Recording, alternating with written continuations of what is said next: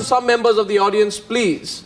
And I have the names here. Ajay Gopal is from BMSC Bangalore. He has a question. He's for the motion, I think. Yes, Ajay.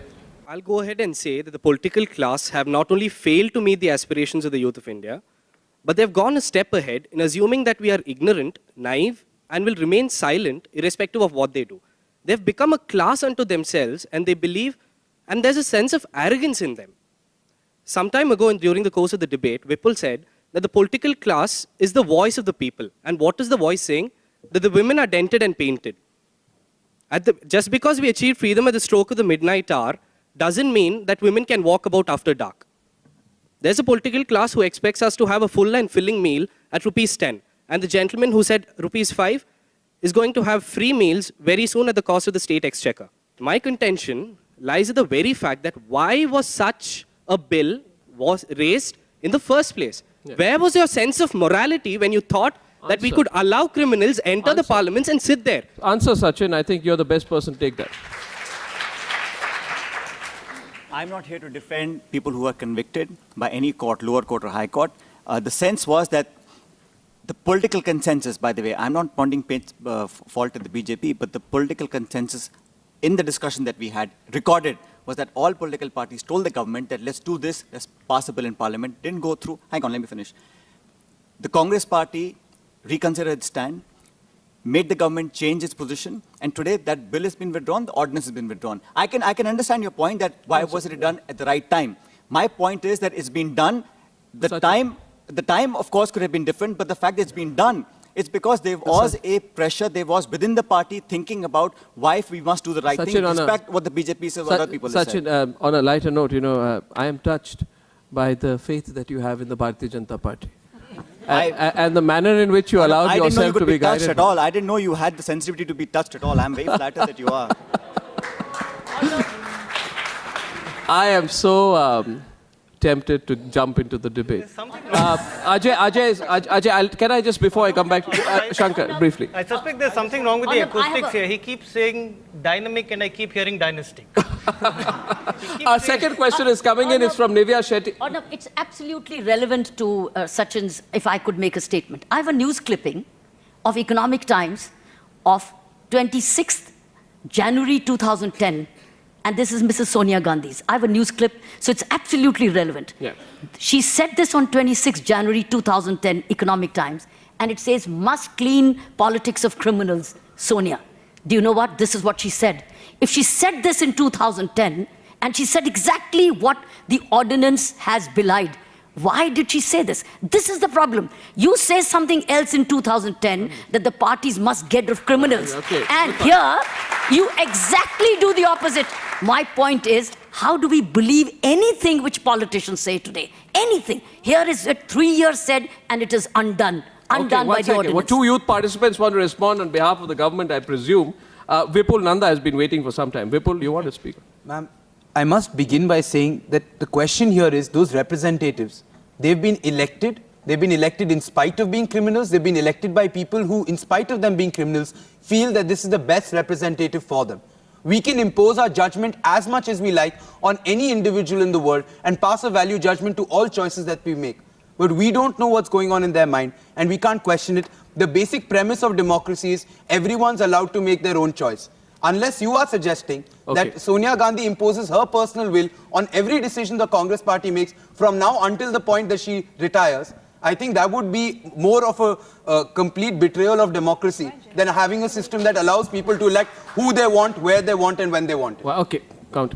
You're claiming right now that these politicians are elected because of the will of the people, right? And you told us it's the people that came out and gave the suitcases to the politicians.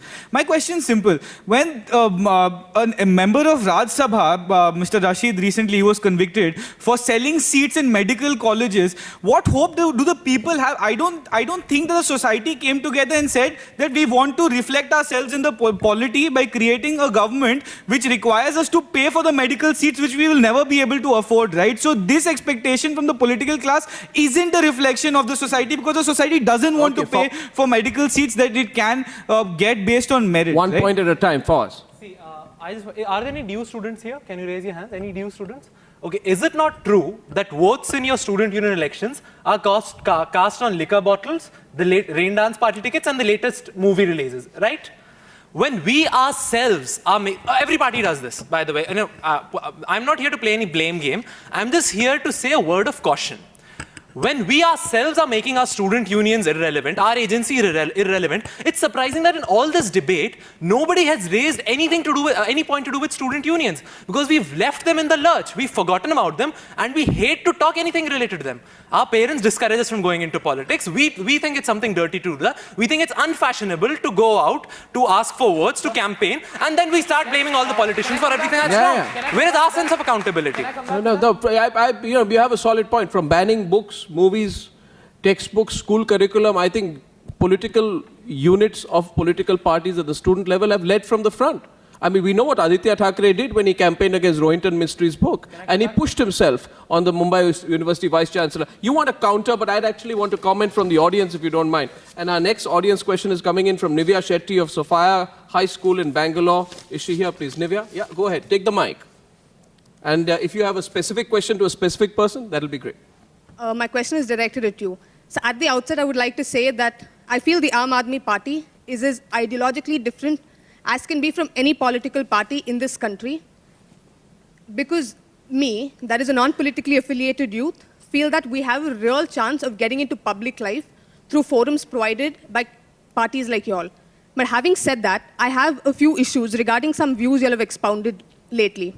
One of them being that your central model of governance completely involves what the consumers have to dictate.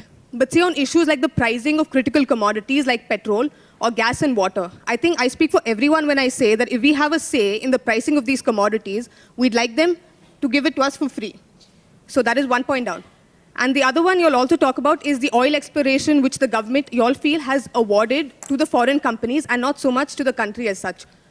So this is to say that people who have actual expertise in the area are to be kept aside because we feel we're giving away money to the outside companies rather than give it to the government.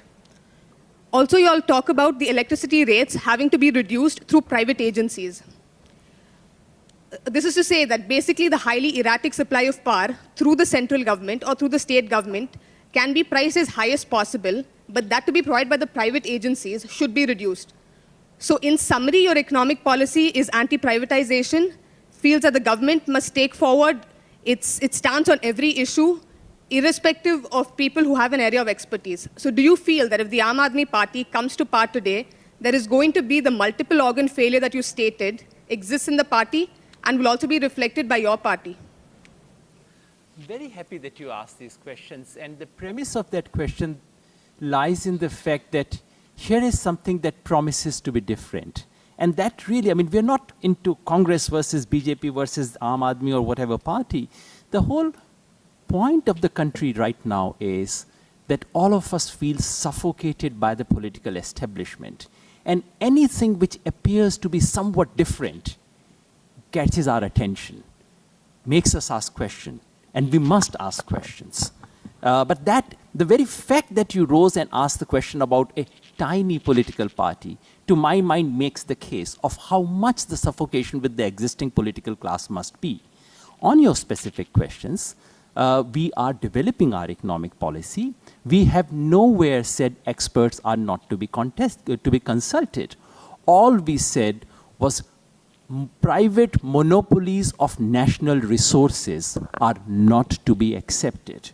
All we said was that the government must live by its own contract, and no private player should be able to dictate prices to the government, to dictate cabinet reshuffles, to get ministers who have the courage to oppose them removed. That's all we said. We did not demand free electricity. All we did was that we produced evidence for collusion between government, regulators, and private players in electricity. All we demanded was that the CAG should audit it. And whatever the CAG decides, even if it's higher than the existing prices, we are willing to live by it. I think it was a very focused question on the Aam Aadmi Party. I don't want to veer away from the subject at hand, which is really whether the political class has been in touch with the aspirations of the people. Sachin is tempted to respond to you, but I'll come back actually. I want to steer this debate back to where we started after Sachin's response. Mr. Yadav, I have an assessment, and tell me if you agree with the assessment or not. I feel there is a similarity between your leader, Mr. Arvind Kejriwal, and Mr. Narendra Modi. And I'll say why. Mr. Anna Hazare became who he is and prominent because he was seen by the side of Mr. Anna Hazare. And Anna Hazare was the face of everything that you were doing. Today, Anna Hazare has been kicked out and Mr. Kejriwal is in the front face. Mr. Modi did the same thing with Mr. Advani. Mr. Advani made Mr. Modi who he is, he kicked him out and today has taken center stage. So somewhere there is an attempt to get political importance by kicking out people who have been your mentors. Is that principled in nature? Do you believe that's okay for someone to be treated so badly? Sachin, no, one second. You see, this is a very interesting tactic that politicians usually adopt. It's a simple question. No, one second. I am practiced. I know you are happy to respond. I know he's happy to respond back, and then she'll respond, and I know where this is go. You see, as a practiced performer in this whole business of political debate, let me say this. Don't move away from the subject. This country wants change, and let's go to big change. What is big change? Don't give tickets to criminals. Have the right to reject. And for God's sake, if you preach so much, bring your parties under the Right to Information Act. That's big change. Take this vote in the House today. Let's debate that. And immediately, I'm absolutely sure that political parties do that across the board, then the youth of this country will say that we are totally in sync with the political class. So that's the debate subject. Criminals. I have brought the debate back successfully on track, and Harsimrat Kaur Badal will now agree to implement all these three in her own party. No, I will do that after you start off by saying that first the public to promise that they will not vote for criminals and let the educated youth go down and educate that villager counterpart so till of that his happens, not to do till that happens, you will continue to give liquor bottles and put up criminals in politics. Simultaneously. It needs to be done simultaneously. It cannot, one hand and the other not functioning. It will not function. Are you saying that we will continue to give tickets to criminals? We will not give people the right to reject, and we will not bring political parties under the RTI. We will distribute liquor bottles and cash and then blame society allow for it. briefcases. Arnab, can I? All those things need to be gotten rid of. But if you think just one class of people, because they're the political people, can set it all right, you're mistaken. Society needs to work as hard to set it right. And together we need to set it right.